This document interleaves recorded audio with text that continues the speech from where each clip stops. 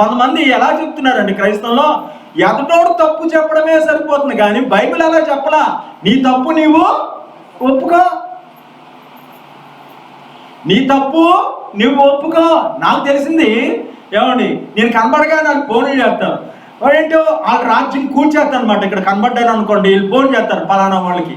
Phone చేస్తే ఆయనకేమి నష్టమో, ఆయన సాతాను యొక్క రాజులాగా, నరకం యొక్క రాజులాగా, ఈయన నరకదు. అయ్యా అయ్యా దొరగారు, ఏమంటే బాస్ బాస్ మన రాజ్యం కూలిపోద్దని సాతాను అనుకుంటాడు చూడు.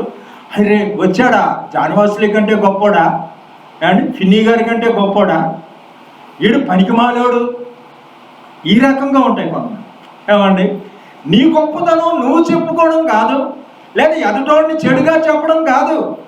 నీ చెడు ఏంటో నువ్వు చెప్పుకో, నా చెడేదో నేను చెప్పుకుంటా రా. ఏమండి ఎన్నిసార్లు మనం చెడు చెప్పుకోవడమేనా? మేలు చేసుకో, ఇతరులను క్షమించు. నేను కాదు